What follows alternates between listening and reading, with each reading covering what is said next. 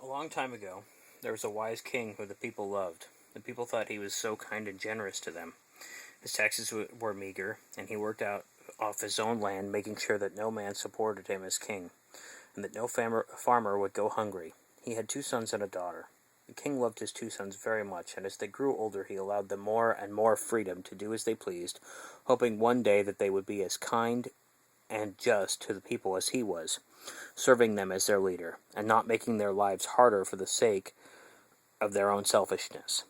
One day, he decided that he was going to start a war against a neighboring country. The reason the king started the war was because there was peace talks with the king of another country, and that king said some very selfish things.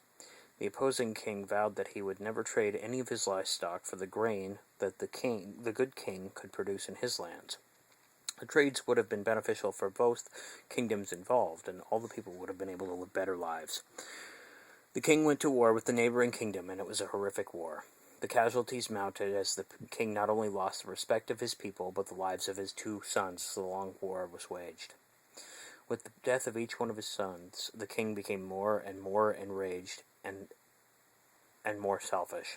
As time went on, the people who were fighting for him were losing faith in his war after 3 years, and at one day during a battle, God finally got fed up with the king's selfishness, and one of the soldiers from the opposing kingdom blinded the king by slashing him across the face and cutting his eyes and nose. The last thing the king remembered before passing out was the blood running down his face. The king passed out, and when he awoke, he kept asking, "Why are there still bandages on my face?" The king screaming and lashing out at everyone around him, knocking over everything in his tent, fighting to find his sight again, not realizing that they had been taken off, almost lighting his tent on fire from knocking over candlesticks. It took the queen to convince him that he was blinded in the war, and because of that, she called the war off. The king was convinced by the queen that he was blinded by touching his face and felt that there were no bandages. The king could feel the scar on his face, and it was a reminder of what had happened and how he had barely escaped with his life from the battle. The king spent a long time in his chambers trying to reconcile the suffering of his people and the loss of his 2 sons. It finally came to a point where the king could no longer reconcile his grief and told his queen, "I am leaving and withdrawing my place as king. I will become a beggar and only eat meals that are given to me by the people who I have caused such great suffering to. I know that I am not worthy of anything better because I have abandoned my people as king, and so I am not fit to be king." The king found a potato sack and cut it to be his cloak. He covered himself in horse dung so that no one would recognize him, and as he left the castle, he wandered and stumbled. People shunned him and spat on him because of the dirt he had on his body, not knowing that this man was their former king. The beggar thought to himself, "I deserve this. My pride was my downfall, and now I am suffering to pay my penance." The beggar wandered into town with the smell of his clothes keeping people away from him. He spent the day begging for what little people would give him. Most would spit on him and left him with nothing. A few people gave him a few coins, but not enough to be able to buy anything to eat. The beggar ended up spending his first night in the cold under a tree, using the tree for what little shelter it gave him from the rain as it began to fall down with nothing to eat, reciting to himself, "I abandoned my people and my wife and my children, and I am unfit for anything but what I have now." As the time went on, the king found some generous peasants who talked about how they loved the former king, and before the war their lives were prosperous. The king became more and more saddened by what he had done. The people he abandoned for the sake of his selfish gains made his heart ache as he heard one story after another about the king who betrayed his people, making him slowly realize that there was greater things in life than money. Their suffering became his as he begged for every scrap that he got that he savored. The king lived like this for over 10 years, revealing himself slowly to those around him, wandering the entire space of his kingdom aimlessly until one day he made it back to the palace. As the king made it back to the palace, knights and princes and suitors were coming to try and take the hand of his daughter to become the new king of the realm. The queen had staved off the suitors by saying that they had great courage for coming, but lacked what was truly needed to become a great king.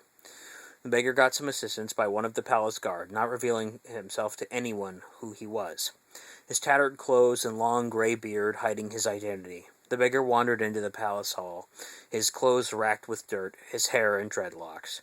The beggar then said to the queen, "Can anyone try to become king of this land?" The queen said yes. The queen said, "Beggar, answer me one question. What makes you more fit than these other men to be the king?" The beggar responded, "I am a man with no name. I have no title or coin in my purse, but as I have wandered the land for the past 10 years, I have learned one thing, that every person suffering in this land has become my suffering as I have heard their stories. My heart aches, and I wish to help all of the people of this land to live better and prosperous lives, and just lives. And a true king will not make anyone's life harder, but make their lives better." The queen answered and said to him, "You have learned what it means to be a true king, knowing that the suffering of your people is more important than your own suffering, and taking their burdens upon yourself shows that not only are you kind and merciful, but can have empathy for the people. Who are you, beggar?" The queen, having tears in her eyes, began to well up, knowing the power of the beggar's words, and the worth that they had, having tried to live by those words herself as she ruled alone over the people, over the time that the former king had disappeared. The beggar responded and said, "I am the man who abandoned his kingdom and his wife, as well as his sons, and sent them to death in a needless war that made the people of this land suffer greater than they should have. I was the king of this land 15 years ago, and learned that everything I ever wanted I threw it away for selfishness and vain things, as opposed to showing my people, my wife, my sons, and my daughter how much I love them." The former king took off his hood and revealed the scar on his face to his wife, the dirt encrusted in his hair and beard. The queen ran up to the king, crying, her tears welling up and pouring down on the king's face, showing him how much she had suffered without him to help rule the kingdom. "I tried to rule like a good queen, to help the people and end the suffering caused by the war." The queen ordered the suitors to leave, and the princess would be able to only wed a man who the kind and merciful king had chosen. The king ruled justly, and the princess married a man out of love who was kind and gentle, and the king treated him like a son until he was ready to rule the kingdom. The blind king ruled with kindness and mercy and justice, having never forgotten the misery that he caused the people, vowing never to treat anyone like that again.